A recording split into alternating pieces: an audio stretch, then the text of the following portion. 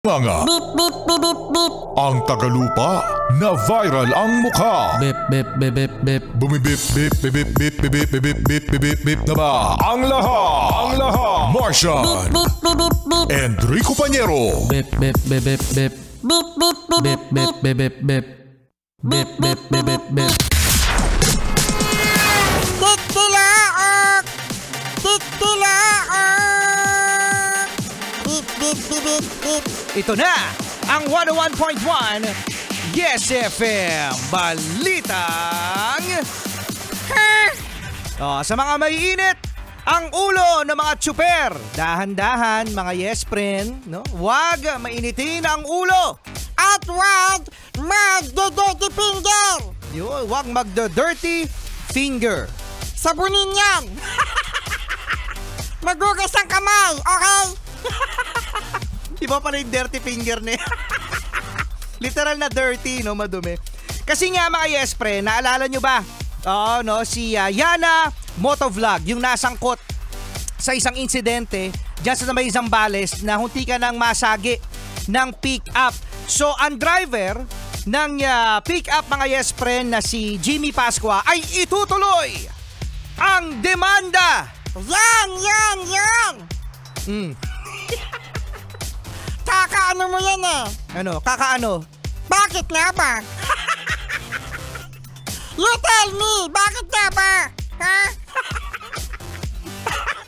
Kakaganyan mo yan yun eh. Kakaganyan. Sabi ng LTO mga yes friend, posible na hindi na mabigyan ng lisensya, no? Bawiin ang lisensya dito kay Yana Motovlog dahil sa behavior na pinakita niya sa video. Disrespectful sa ibang driver. Akalain mo mga yes friend, ground pala yun. Yung disrespectful sa ibang driver para makansela ang iyong lisensya. Wala.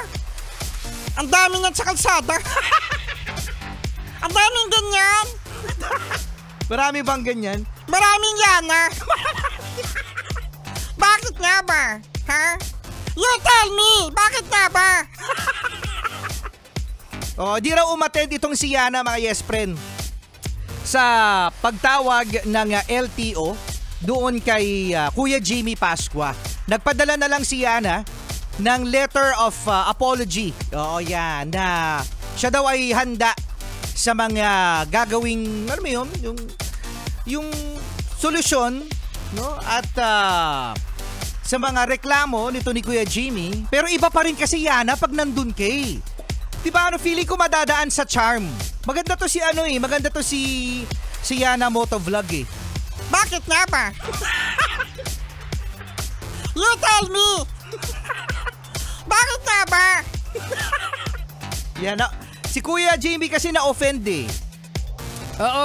Actually, eto talaga mga yes friend. Dapat itong si Yana kasi, hindi talaga siya huminto. Sabi ni Jimmy, yung nandun sa pick-up, yung driver ng pick-up, pick-up truck. Sabi ni Kuya Jimmy na okay lang daw na mag-middle finger sa kanya eh. Mag-dirty finger. Ang problema, huminto pa kasi to si Yana. Kaya nagkaroon ng confrontation. Pero kung hindi huminto to si Yana, edi Walang. Bakit nga ba? You tell me. Kasi kung umalis na doon si Yana, walang ganun, hindi kakalat yung video, di ba? At saka yung isa doon sa pinakamalupit siguro, Martian, ano yun yung sinasabi mo kanina? Masyadong na-open si Kuya. Bakit? Kasi sinabihan yung pick-up niya ng pangit. Ano sabi ni Yana? Pangit ang pick-up mo? Pangit? Bakit? Bakit nga ba? You tell me! And leave my Bakit? heart alone, Bakit nga ba? waking up to nothing when you're